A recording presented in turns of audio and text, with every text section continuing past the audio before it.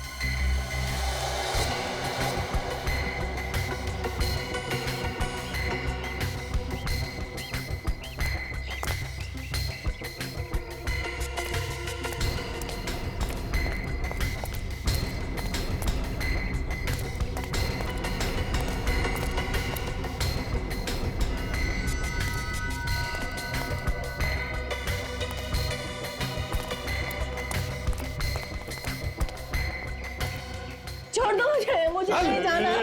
Please मुझे छोड़ दो, मुझे नहीं जाना कहीं। छोड़ दो। तो रणदीप और तनुज है। चल अंदर बैठ। ये तो पूनम को जबरदस्ती लेके जा रहे हैं। लगता है एक और अमीर आदमी को मारने का प्लान है। चल अंदर बैठ। जल्दी गाड़ी चला, इससे पहले को आ जाए यहाँ पे। चल। आ जाएंगे नहीं, आ गए।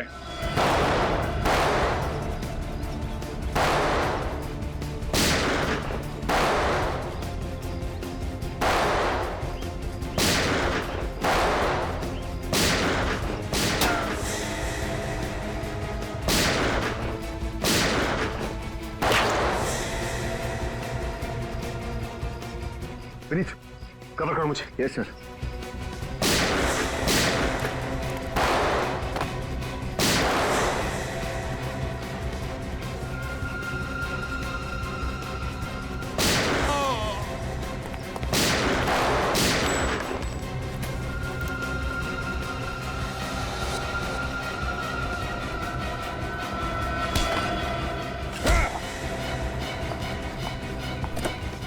तुम ठीक हो ना? हाँ मैं।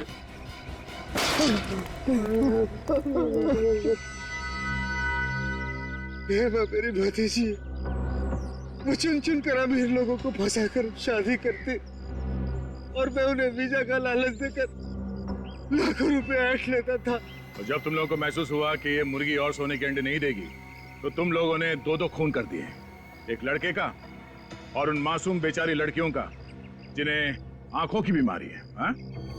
ये सब रणदीप का प्लान था। मैं तो सिर्फ सुपारी लेकर खून करता हूँ। तुम्हारा अगला शिकार कौन है? हाँ? और किसका करने वाला है? गौरव कौन? मशहूर बिजनेसमैन गौरव विक्रांत। वो इस वक्त हेमा से शादी कर रहा है। कहाँ है ये शादी? ये शादी कहाँ है?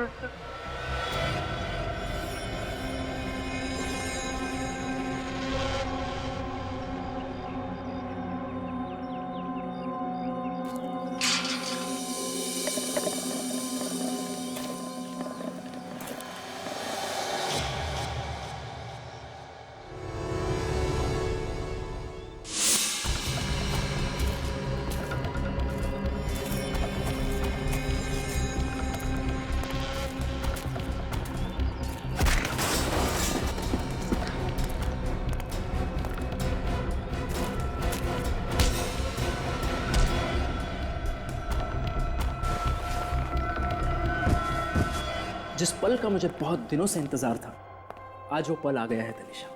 तुम्हें पता है, तुमसे शादी करना मेरी जिंदगी का सबसे अहम फैसला है। गलत। गलत? सबसे सही फैसला तो ब्राजील जाने का है ना गौरव? गौरव ब्राजील जाए या ना जाए, तुम जरूर जाओगी जेल।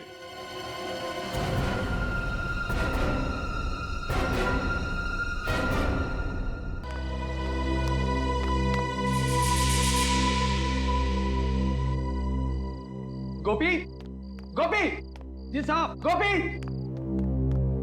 आया साहब। कहाँ थे तुम? तुम्हें पता है ना कि रोज रात को खाना खाने के बाद मुझे चाय चाहिए होती। जी सर, लाया। जल्दी लेकर आ।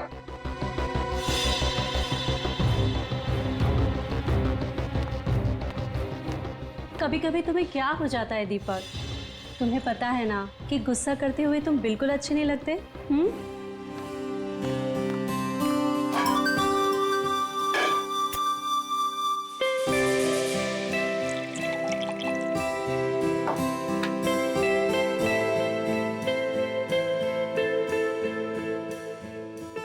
दीपक, कल सुबह इगतपुरी जाने का मेरा कोई मूड नहीं है। माँ डार्लिंग, मूड तो हम लोग बनाने जा रहे हैं ना, तो मूड तो वहां जाकर बन ही जाएगा। क्या बात है, बड़े रोमांटिक हो रहे हो। अरे यही तो उम्र है रोमांटिक होने की। गोपी, गोपी। जी मैम साहब। गोपी, चाय के साथ थोड़ी सी बिस्किट भी ले आना। जी मैम साहब।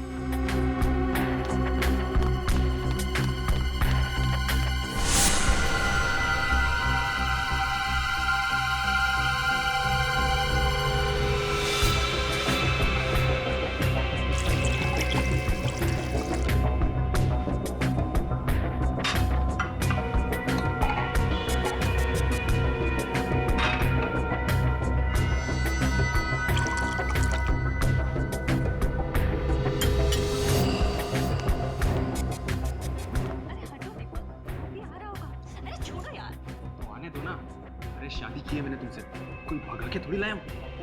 हटो हटो, छोड़ो।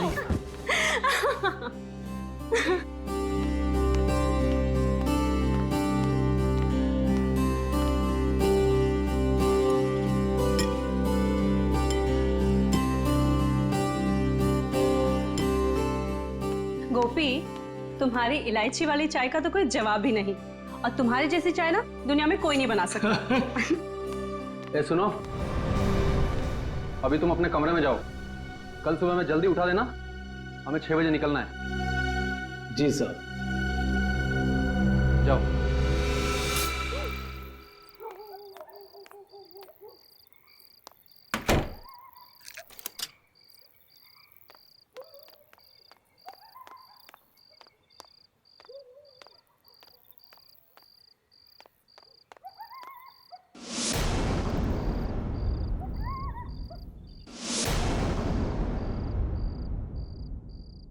दीपक, हेमा, दीपक, दीपक, दीपक रेडी?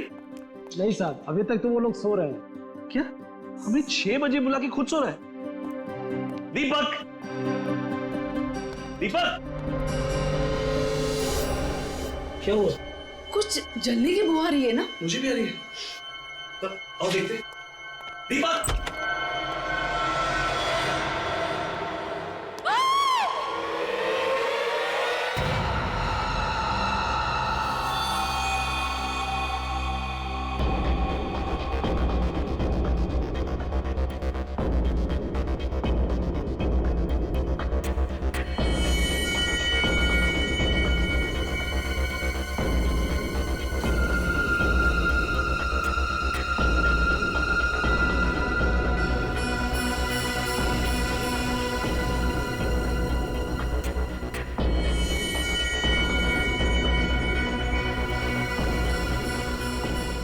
निखिल, सर।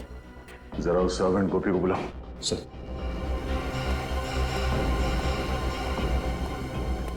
गोपी, इधर आओ।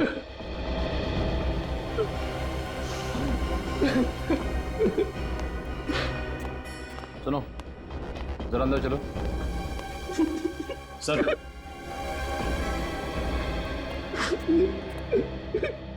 गोपी, कल रात जब यहाँ पे आग लगी तब तुम कहाँ थे? सर, अपने कमरे में सो रहा था। तुम सो रहे थे?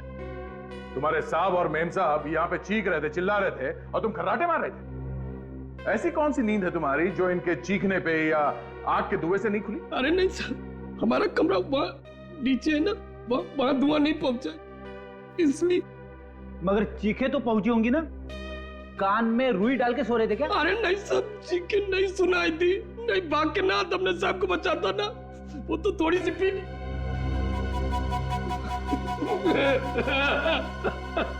शर्म आनी चाहिए तुम्हें। अगर तुम शराब के नशे में नहीं होते तो शायद तुम्हारे साहब और मेम साहब आज जिंदा होते। अच्छा, कल रात यहाँ पे और कौन कौन था? नहीं नहीं, कोई और नहीं था, हम सिर्फ 3 लोग थे यहाँ पे। आखिरी बार कब मिले तुम अपने साहब और मेम साहब को? रात के 10:30 बजे साहब और मेम साहब को चाय पीने की आदत थी ना, सोने से पहले चाय पीते थे। मैं चाय देने आया था, तभी देखा। उस वक्त उन दोनों में क्या बातें हो रही? किसी बात से परेशान थे वो? ना ना, बिल्कुल नहीं। वो तो आपस में मजाक कर रहे थे, जैसे शादी के नए जोड़े होते हैं वैसे ही बिल्कुल मजाक कर रहे थे। और मेम साहब ने तो मेरी तारीफ भी की थी, तुझसे चाय इलायची की चाय दुनिया में कोई नहीं बना।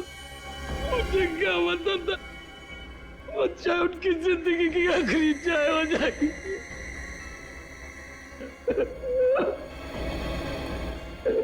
कमाल है, इस कमरे में आग लगी पर पलंग और गद्दे के अलावा यहाँ पे और कुछ नहीं जला। पर सर, जब दीपक और हेमा आग में जल रहे थे वो चुपचाप सोते रहे। वो चीखे क्यों नहीं, चिल्लाए क्यों नहीं, यहाँ से भागे क्यों नहीं? पर कहीं ऐसा तो नहीं कि पहले दोनों को मार के बेड पे सुला दिया और बाद में आग लगा दी? अब ये तो डॉक्टर सालों के ही बताएंगे कि मार के सुलाया है या सुला के मारा है।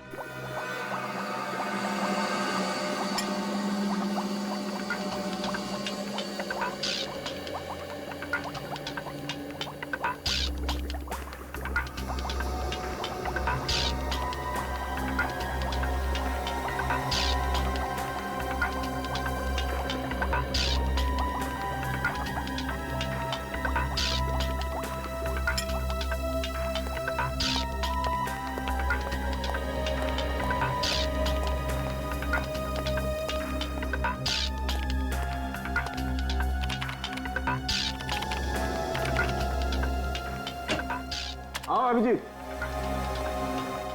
भाई, तुम लोगों का अंदाजा एकदम सही था। ये दीपक और हेमा वाकई इस हालत में नहीं थे कि अपने आप को आग से बचा सके। मतलब दोनों जख्मी थे? नहीं ब्रेडी, जख्मी तो कतई नहीं थे, क्योंकि ना तो इन दोनों के शरीर पर गोली का निशान था, ना किसी चाकू का निशान था, और ना ही किसी और तरीके की चोट का निशान था। तो फिर इन्होंने अपने आप को बचाने की कोशिश क्यों नहीं की? गैरी हैथर की वजह से। गैरी हैथर? ये क्या है डॉक्टर साहब? पूर्वी एक किस्म का केमिकल होता है जो अधिकतर एनेस्थीसिया या बेहोश करने की दवाइयों में मिलाया जाता है, और वही गैरी हैथर मुझे इन लोगों की चाय में मिला। ओह, तो जब आग लगी थी तो दोनों बेहोश थे?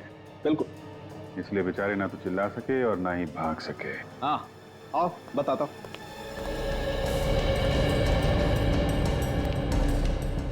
ये देखो, टेबल लैंप के इस वायर को शॉर्ट किया गया। अब जैसे ही ये टेबल लैंप जला होगा, ये वायर धीरे धीरे गर्म होना शुरू हुआ, और इतना गर्म हो गया होगा कि इसमें स्पार्क हुआ होगा, और उस स्पार्क की वजह से आग लग गई होगी। ओह, तो आग इससे लगी? ये तो तुम लोग पता करो। आग कैसे भी लगी हो डॉक्टर साहब, लेकिन ये तो पक्का है कि दोनों का खून हुआ है। एक मर्डर है। खूनी को मालूम था कि दोनों रात में सोने से पहले चाय पीते, इसलिए चाय में उसने बेहोशी की दवा मिला दी और दोनों को बेहोश कर दिया। कुछ देर के बाद शॉर्ट सर्किट हुआ और आग लग गई। सर, घर का नौकर गोपी कह रहा था कि रात को 10:30 बजे चाय देने के बाद वो अपने कमरे में सोने चला गया था। रात को मेन गेट उसी ने बंद किया और फिर सुबह उसी ने खोला। सर, तो कहीं ये सब गोपी ने तो नहीं किया? हो सकता है। मुझे लग रहा है कि ये काम अकेले गोपी के बस का नहीं है, कोई और भी है जो इसके साथ मिला हुआ है। पहले एक काम करते हैं, दीपक और हेमा, इनकी पूरी डिटेल्स निकालते हैं, इनकी पूरी हिस्ट्री। जी हाँ, वो सारी डिटेल्स मुझे जल्दी से जल्दी चाहिए। थैंक यू सर, ये रही दीपक की जन्म कुंडली। Very good.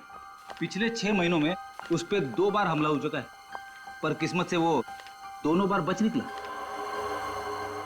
और दोनों बार जब इस पे हमला हुआ तो ये मीटिंग के लिए अकेला जा रहा था। सर, अगर ये कोई बिजनेस से रिलेटेड दुश्मनी होती फिर तो उसे दीपक के पार्टनर मनीष को भी अपना निशाना बनाना चाहिए, सिर्फ दीपक ही क्यों? वही तो हैरानी की बात है सर। ये दीपक और मनीष हमेशा साथ साथ जाते थे मीटिंग करने के लिए, पर जिन 2 दिनों में दीपक पे हमला हुआ, 7 मार्च और 14 मई को, तब मनीष उसके साथ नहीं था।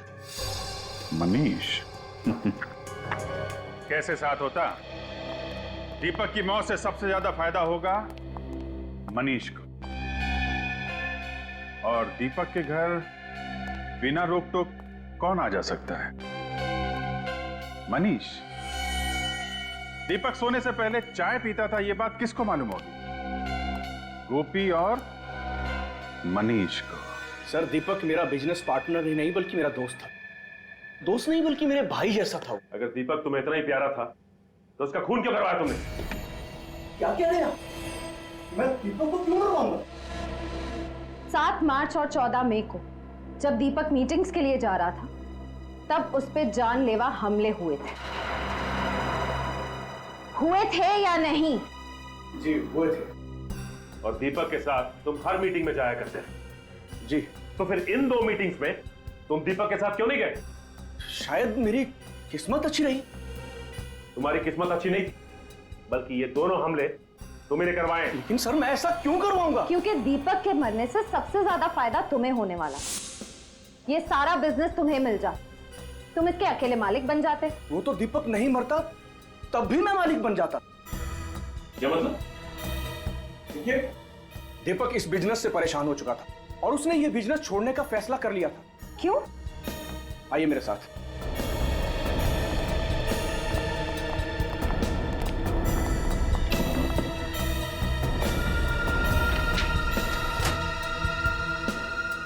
दीपक बिजनेस इनकी वजह से छोड़ रहा था।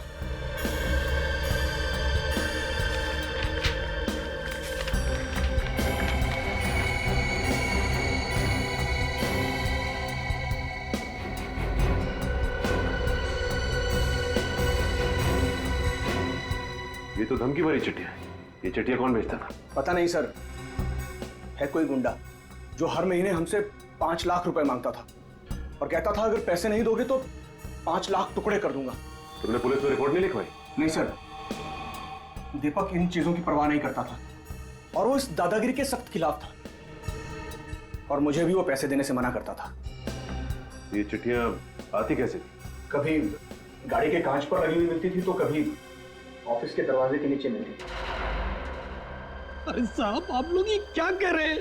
साहब की चाय में बेहोशी की दवा क्यों मिलाऊंगा आखिर में? ताकि दीपक और हेमा सोते रहे, कमरे में लगी आग से वो खुद को बचा ना पाए। इतनी घिनौनी हरकत तुम सपने में भी नहीं कर सकते। और साहब के साथ नमक हरामी करने से पहले हम अपनी जान न दे देते।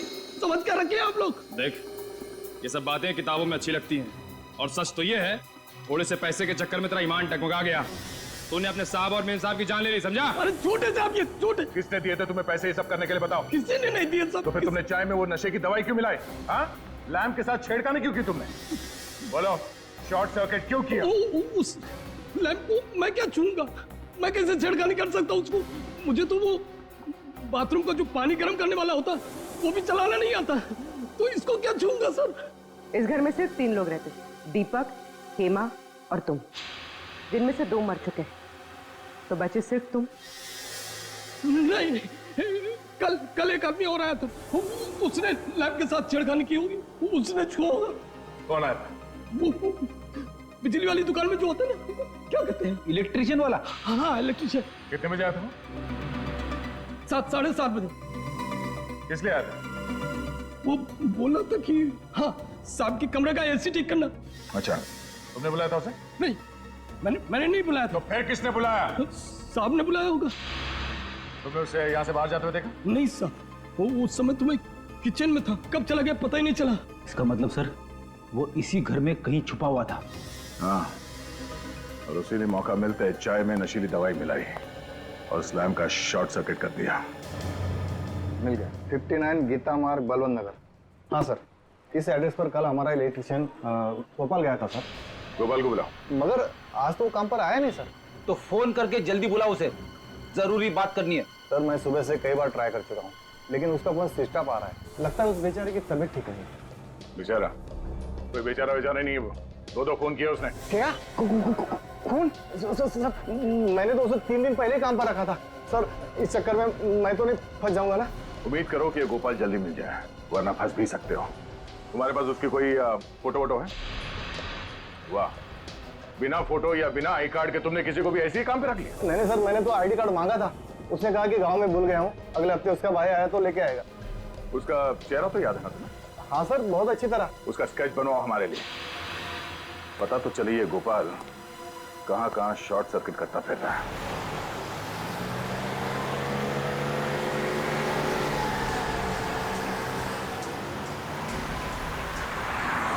सर उस इलेक्ट्रिशियन ने बहुत लंबी चौड़ी प्लानिंग की दीपक और हेमा को मारने।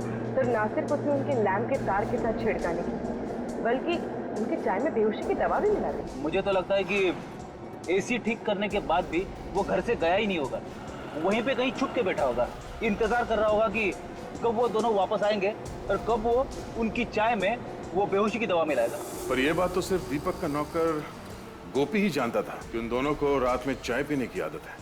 सर मुझे तो लगता है ये गोपी भी इस जुर्म में शामिल है, क्योंकि सर बिना किसी अंदर वाले की मदद के ये गुनाह कर पाना थोड़ा मुश्किल लगता है सर। गुनाह किसी अंदर वाले ने किया है या किसी बाहर वाले की मदद से किया गया है, ये तो स्केच की पहचान होने के बाद ही पता चलेगा।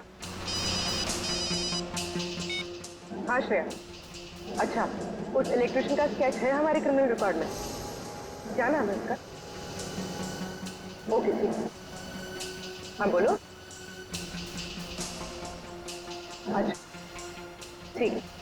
सर वो इलेक्ट्रिशियन गोपाल एक तनुज नाम का पुराना मंझा हुआ अपराधी। तनुज? और वो धमकी भरे खत, उसका कुछ पता चला? हाँ सर, उन पे लगे हुए इंग्लिश के निशान बताते कि वो रंगा नाम के मुजरिम थे। सर इस रंगा का भी पुराना रिकॉर्ड है, बिल्डर्स बिजनेसमैन वगैरह को धमका के पैसे लेते। तब ये तनुज रंगा के लिए काम कर रहा है। और सर रंगा ने शायद उन दोनों को इसीलिए मरवा दिया क्योंकि दीपक ने उसे पैसे देने से इनकार कर दिया। लेकिन सर हम इस रंगा तक पहुंचेंगे कैसे, क्योंकि हमारे पास इसका कुछ अता पता भी नहीं है। निखिल, चूहे को बिल से बाहर निकालने का सबसे अच्छा तरीका क्या है जानते हो? क्या है सर? चूहे के बिल के बाहर रोटी का टुकड़ा फेंको और आराम से बैठ के तमाशा देखो। इस रंगा नाम के चूहे को बाहर निकालने के लिए रोटी खिलाएगा मनीष, दीपक का पार्टनर मनीष।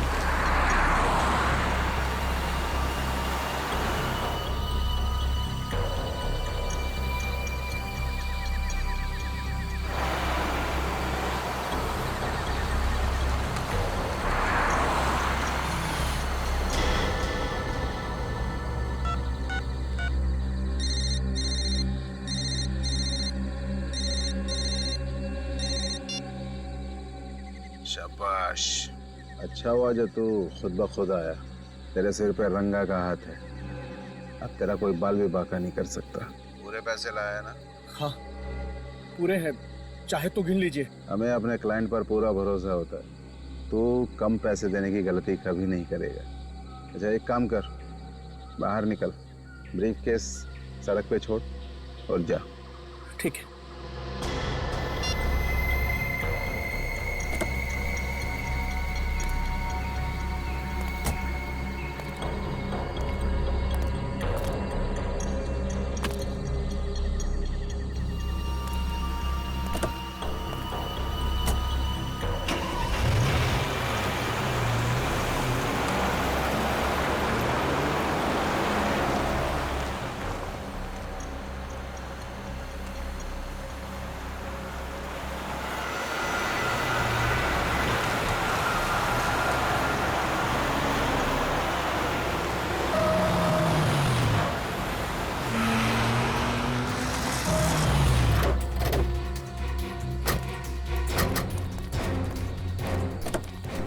निकल।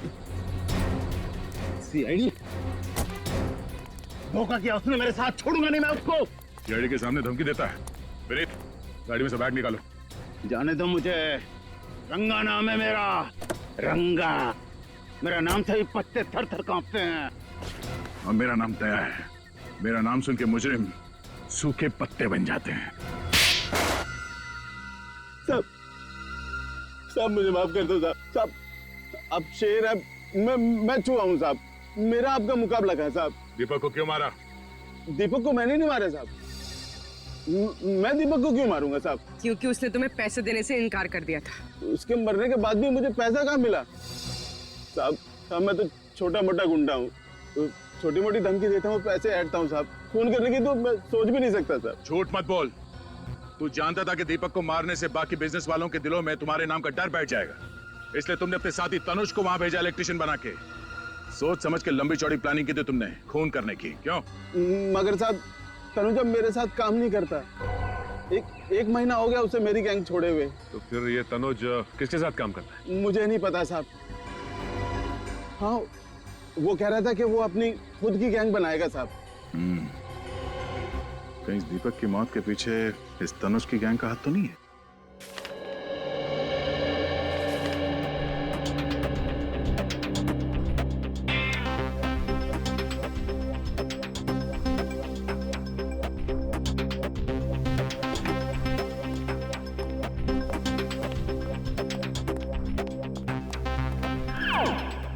सर,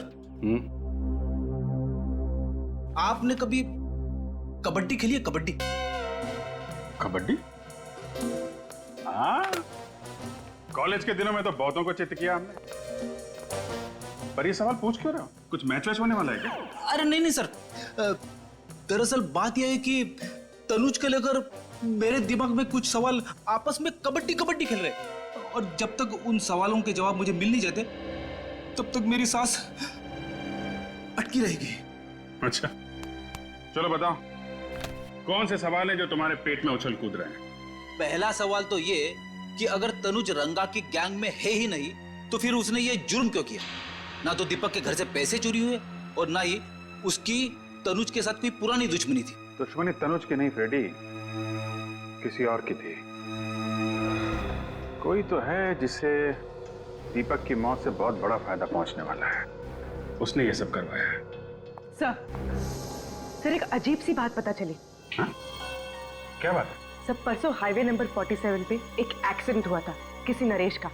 उसमें भी हस्बैंड और वाइफ दोनों जलकर मर गए थे। अच्छा, उनका इस केस से कुछ लेना देना है? हाँ सर, 4 बातें एक जैसी इन दोनों केसेस में। पहली, नरेश की भी दीपक की तरह नई नई शादी हुई थी। दूसरी, नरेश और उसकी वाइफ दोनों ने खुद को आग से बचाने की कोशिश नहीं की। और तीसरी बात सर, उन दोनों की बॉडी में से भी वही कैरी हैथर नाम का केमिकल पाया गया जो इंसान को बेहोश कर देता है। और चौथी बात? चौथी और सबसे अहम बात सर, नरेश भी दीपक की तरह अमीर सक्सेसफुल बिल्डर था। बिल्डर? हाँ। है कौन ये सिर्फ बिल्डर लोगों को ही निशाना बना रहा है?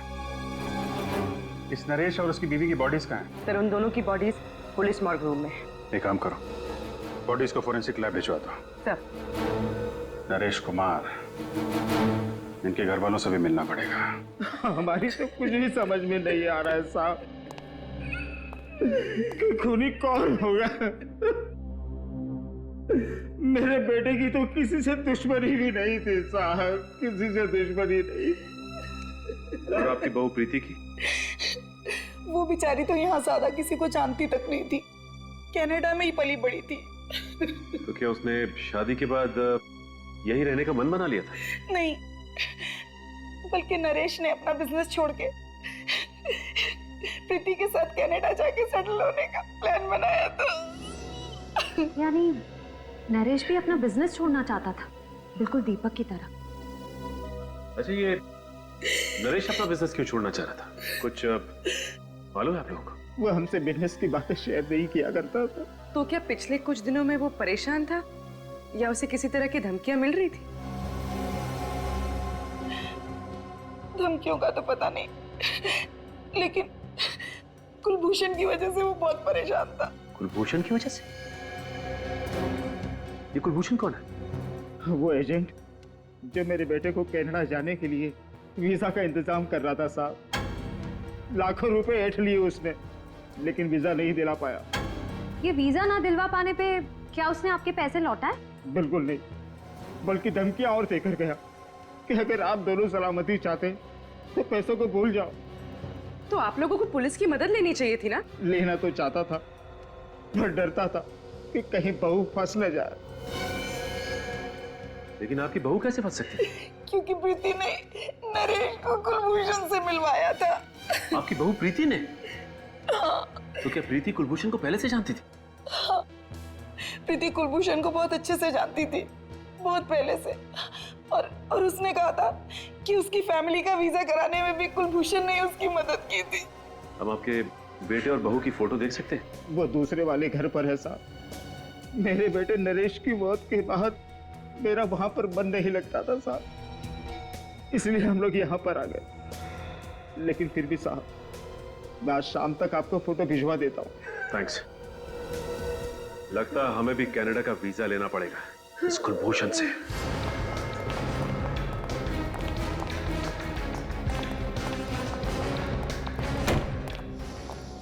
संभाल के भाई।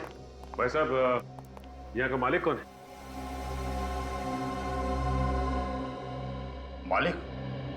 मालिक तो आपके सामने खड़ा है। तो आप हैं कुलभूषण? कुलभूषण मेरा किराएदार था जी, आज ही दुकान खाली करके चला गया। कुलभूषण चला गया? अरे चला क्या गया जी, मैंने उसे निकाल दिया।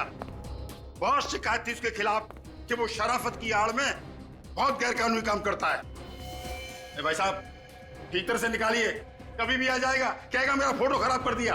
भाई साहब, ये बताइए कि आपके पास उसकी फोटो तो होगी ना? फोटो तो मेरे पास है, और मैं आपको क्यों दिखाऊं? क्यों? देखिए, हम लोग सीआईडी से, और हमें शक है कि कुलभूषण का हाथ दीपक नाम के बिल्डर के खून में भी। वो दीपक कुमार जो 2 दिन पहले अपने घर में जलकर मर गया था? जी हम उसी की बात कर रहे हैं। एक मिनट। ये वो एग्रीमेंट है जिससे दुकान को मैंने किराए पर दिया था। मैं उससे सिग्नेचर करवाने लाया था। उसका फोटो इसमें है, देखिए।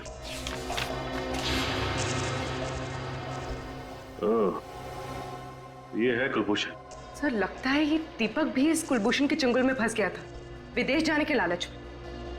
अब दीपक के परिवार वाले ही बताएंगे इस कुलभूषण का इतिहास। आप ठीक कह रहे सर, कुलभूषण ही वो एजेंट था जो दीपक को वीजा देने वाला था। मतलब वीजा दिया नहीं दिया, पैसे भी पूरे ले लिए। जब भी हम लोग फोन करते यही कहता, आज दूंगा, कल दूंगा, यही कह के हमें बेवकूफ बनाता रहा। दीपक ने तो बोल भी दिया था कि 1 हफ्ते में वीजा बना के दे देना, नहीं तो पैसे लौटा देना, नहीं तो हम पुलिस में कंप्लेन कर देंगे। फिर क्या हुआ?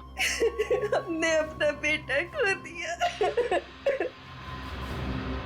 अच्छा, अब दीपक को धमकी भरी चिट्ठियां आती थी, इसके बारे में कुछ मालूम है आप लोगों को? नहीं, दीपक ने इसके बारे में कुछ नहीं बताया हमें।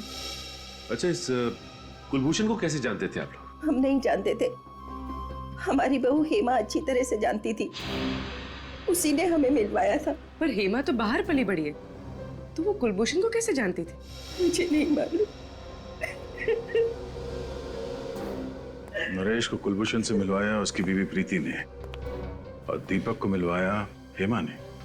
और सर, हेमा और प्रीति दोनों ही कुलभूषण को अच्छी तरह से जानती थी, विदेश में पली बड़ी होने के बावजूद। लगता है प्रीति और हेमा दोनों का आपस में कोई ना कोई कनेक्शन है।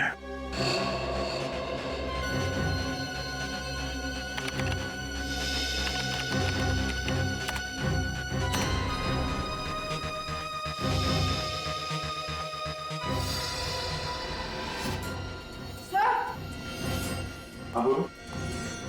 सर, ये कुलभूषण नहीं है, इसका असली नाम रणदीप है। रणदीप? ओह, ये तो पुराना पापी है। इतने सारे केसेस है इसके ऊपर 420 के। हाँ सर, ज्यादातर घपले इसने लोगों को विदेश ले जाने का झांसा देकर किए हैं। अमेरिका, इंग्लैंड, कनाडा, ऑस्ट्रेलिया का परमानेंट वीजा दिलवाने का झूठा वादा करके ये लोगों से लाखों रुपए ऐंठता था। और इसके आखिरी 2 शिकार थे दीपक और नरेश। मगर सर, इस रणदीप ने तो कई सारे लोगों को चुना लगाया होगा, तो फिर इसने दीपक और नरेश की जान क्यों ली? शायद उन दोनों को रणदीप की असलियत के बारे में पता चल गया होगा, इसलिए रणदीप ने तनुज की मदद से दोनों को रास्ते से हटा दिया।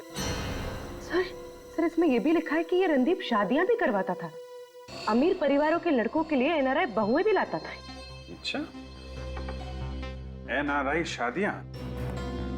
ये इस रणदीप की एक और तरकीब होगी लोगों को फंसाने की।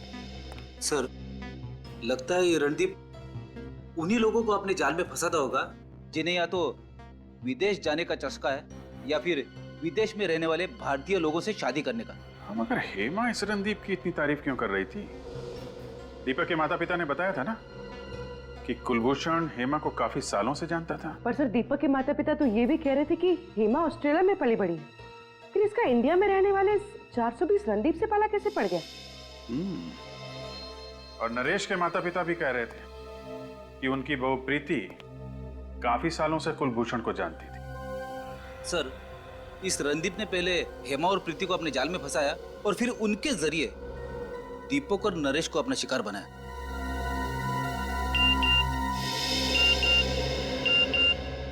नरेश के पिता का एमएमएस, हमने उनसे प्रीति की फोटो मंगवाई थी ना, शायद वही होगा। हाँ सर, ये प्रीति है। सर ये तो हेमा है।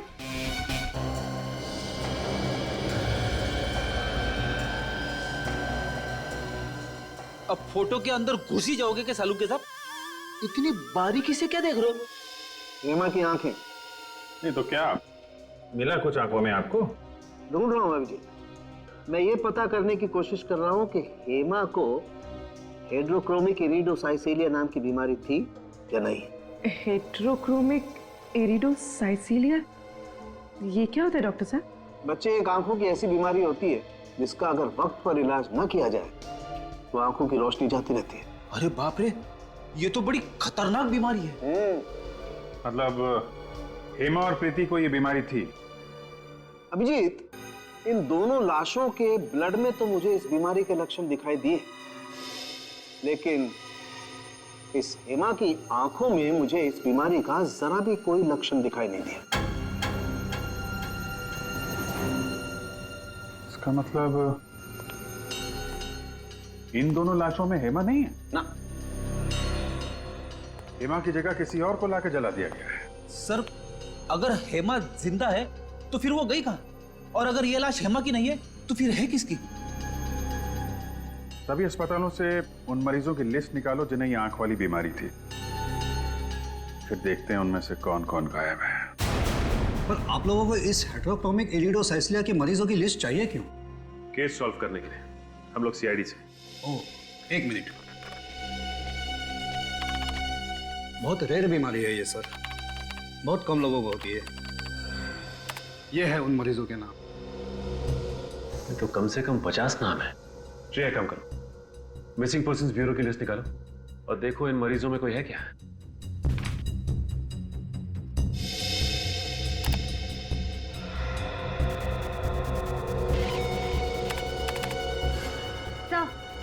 सर, आभा का नाम है इसमें।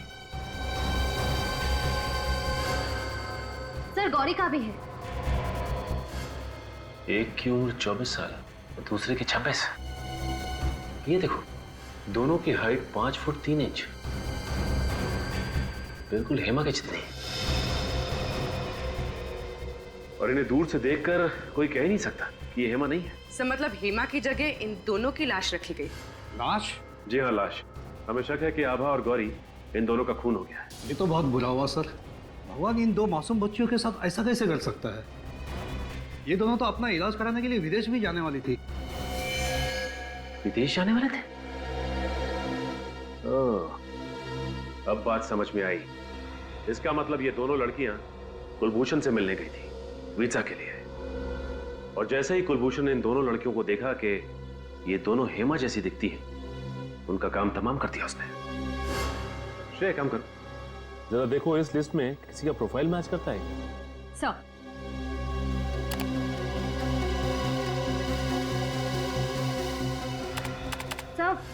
सर है, ये पूनम इसकी प्रोफाइल हेमा के प्रोफाइल से मैच करती है। तो इसका मतलब पूनम की जान भी खतरे में है।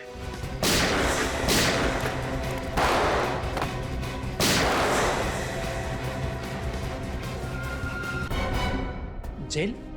आप लोग मेरी बीवी को जेल में डालेंगे? सिर्फ जेल में ही नहीं डालेंगे, बल्कि आपकी बीवी को बड़े सम्मान के साथ फांसी के फंदे पर चढ़ाएंगे। तनीषा, ये सब लोग क्या कह रहे हैं? तनीषा नहीं, हेमा।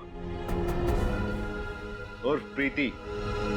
क्यों, और भी बहुत सारे नाम है ना तुम्हारे? जाने दो मुझे, ए, वरना अगले 5 सेकंड में इस कबूतर का भेजा फर्श पे पड़ा होगा। तनिषा, ये क्या कर रही हो तुम? तुम मुझ पर गन तान रही हो?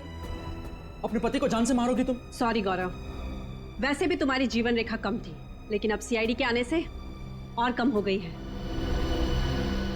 1 2 3 4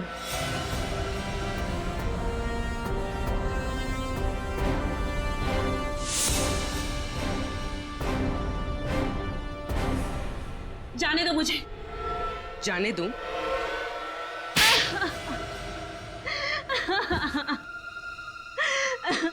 हम जानबूझकर वही परिवार ढूंढते जिन्हें एनआरआई बहू चाहिए थी, और फिर उन परिवारों का विश्वास जीतकर उनके साथ विश्वासघात करते हो तुम लोग। मैं चाचा जी को कुलभूषण बनाकर अपने ससुराल वालों से मिलवाती और खुद एक अच्छी बहू बनने का नाटक करती रहती। शादी जैसे पवित्र बंधन का गलत इस्तेमाल करके तुमने बहुत ही भयानक गुनाह किया है। तुम्हें तो फांसी ही